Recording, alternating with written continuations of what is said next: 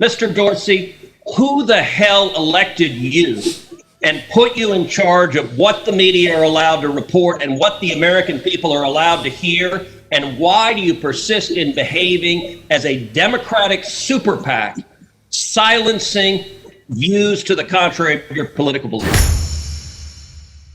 It's in the people's hands. Yeah, absolutely. We got another one? I do. Good. Ted Cruz, don't we love watching politicians actually do their job? Ted Cruz has been there for a very long time. Ted Cruz absolutely smashes Jack Dorsey, the CEO of Twitter, talking on Trump's tax returns. I think this is maybe a month ago, I think. Did Twitter block the distribution of the New York Times' story a few weeks ago that purported to be based on copies of President Trump's tax returns? We didn't find that a violation of our terms of service and this policy in particular, because it was reporting about the material. It wasn't distributing the material. Okay, well, that's actually not true. That they posted what they purported to be original source materials, and federal law, federal statute makes it a crime, a federal felony, to distribute someone's tax returns against their knowledge. So that material was based on something that was distributed in violation of federal law, and yet Twitter gleefully allowed people to circulate that. But when the article was critical of Joe Biden, Twitter engaged in rampant censorship and silencing. And again, we recognized errors in that policy. We changed it within 24 hours. This is. But you're still blocking the New York Post. You haven't changed it. We have changed it. They can log into their account, delete the original tweet. That was you forced a Politico reporter to take down his post about the New York Post as well. Is that correct?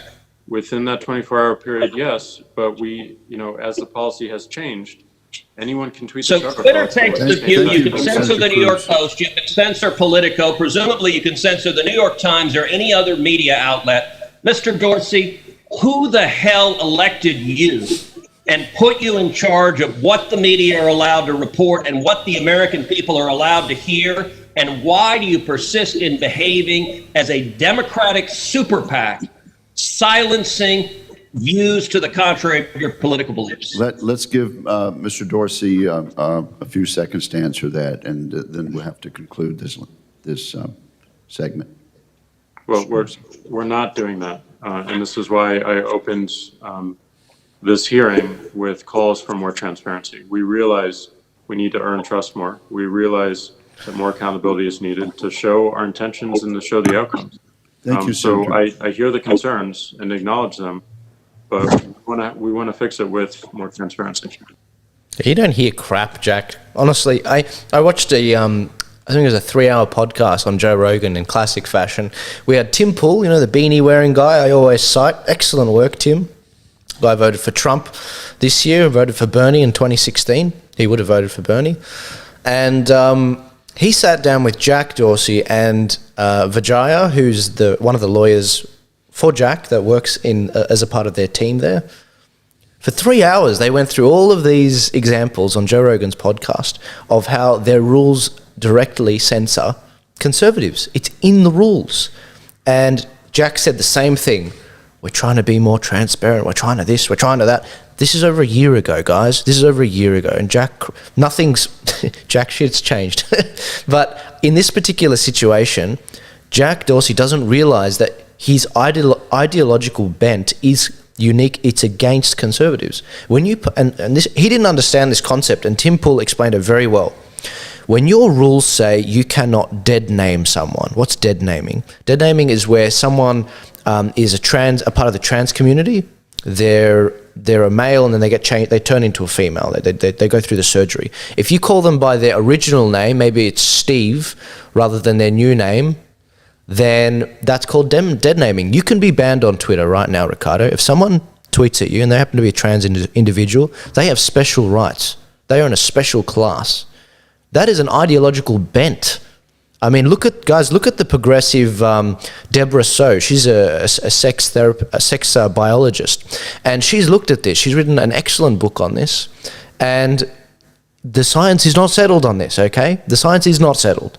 It doesn't matter if Twitter has these rules; they're biased against conservatives. So keep that in mind when Jack says we're trying to be more transparent for this and that.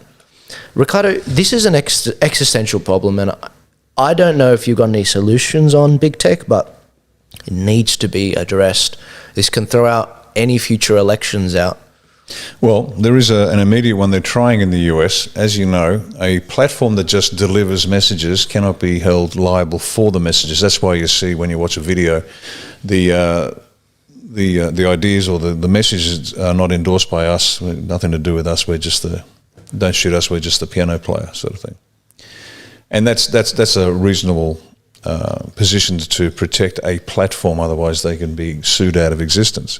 However, if they play the role of publisher in that they edit or shape the content, the rules now change. A publisher is legally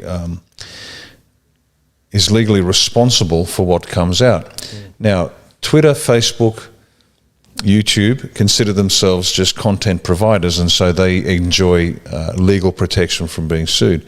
Yet, strangely enough, on Facebook, and a woman was sued. There was somebody posted a post on her Facebook page months and months and months earlier.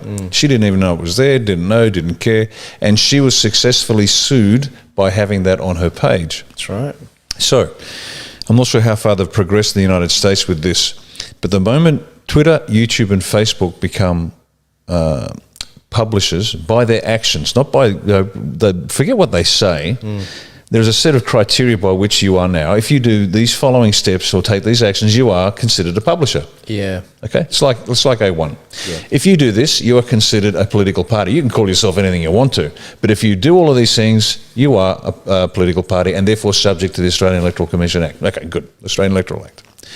The moment they start meeting the criteria for a publisher and they get sued, that'll blow them out of the water. And all of a sudden they will learn that free speech is free speech. And if they want to be a content provider, any example of censorship or shaping the message or editorializing at all makes them a publisher. And Dorsey should spend the rest of his life in jail. So should that imbecile Zuckerberg. Because you saw it. And the face you see there with the weasel words, that was Angus Campbell. It's the same stuff. It's a tap dance to bad music. They won't tell you the truth. They won't explain clearly and unequivocally what the position is.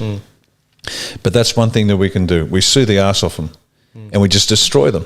Yeah. So you're a content provider, and that's it. Yeah. Like the Sony Corporation, they produce DVDs and videos. You can't sue Sony. They just deliver. Yeah. Sue them. Destroy them.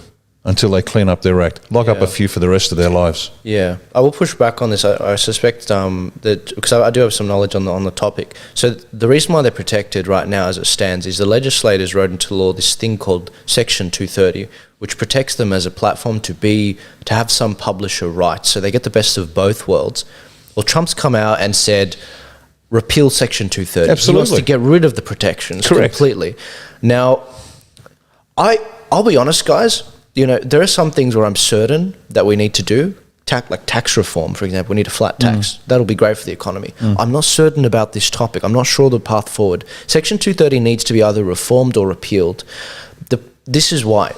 If Facebook, like what we saw, if we have a genuine situation where there's a genuine violence taking place or a genuine terrorist attack and it's being live streamed and it's going around the world and the shock content's there and it encourages other people to do similar things, I do think that these tech platforms should have the right to take those things down immediately so that the person doesn't get the attention that they're looking for, that they're after, so other people will be deterred. But I think that what it's become now, you heard Zuckerberg say it before, the definition has been so wide now, so widespread, that it's such a big problem. So there needs to be some censorship, but not others. I've suggested that maybe we need something like an Internet Bill of Rights that would protect free speech. But as I said, this is something I'm still thinking through, and I suspect it's going to take us a number of years before we get this right. It's still very new technology. I have no problem with that at all. But it's an old problem. This is an old problem that goes back to the days of ancient Greece. And it's a policy battle. It's always between autonomy and the public good. It's as simple as that. Yeah. Now, what's happened is because of corrupted politicians, this line has been pushed across in favour of people like Dorsey and Zuckerberg, who are abusing it mercilessly. Now, I agree with what you're saying. There's a line. Now, what they want the line way up here, so they get to shape the world, and I'd like the line way back up here. Yeah. And if I want to call, Josh Frydenberg an imbecile or a dropkick, suck it up, Joshy. You called Trump a dropkick, so right back at you. Yeah. If it's slander, then that's a separate matter. Yeah. Okay, so there are limits to this line. Yeah. But that hypocrite knows exactly what's going on. It's been delivered by crooked politicians. It's been exploited. Nobody's doing anything about it since Trump turned up. And so the line's got to come right back up here. And I agree with you. Snuff movies are not what you want access to. Unless it's a means by which you can catch the bastards. Yeah. But the fact is the line is in exactly the wrong place. And it's got to be brought right back again. Interesting. Well, guys, that wraps it up this week. We tried to cover as much as we could. I think we're about to hit an hour 45 minutes. This podcast is growing. There are a number of things we wanted to cover we didn't get a chance to. Who knows? If the funding's there, guys, there might be a possibility we make 2 a week and then maybe 3 a week or 4 a week or weekdays. But we want to make sure that we keep this quality going, and we're very happy with the views so far. I mean, 350,000 views in 5 or 6 days it's not bad. I mean, there are a lot of shows that don't get that, guys. There's a lot of shows that don't get that on our channels. So keep subscribing, keep sharing. We'd be nothing without the sharing. Don't underestimate that. People do watch what you do on your Facebook, even though they may not like it. And on top of that, keep the donations coming. It's been really helpful in ensuring that I have certainty into 2021, and I'll continue to work that out over the next month and a half. Stay tuned. We'll have more details on what's happening with this investigation in Afghanistan and the report. And you guys have a great week. Any final comments, Riccardo? No, more strength to your arm, Joel. Thanks, mate, and we'll see you next week. Thanks for your time.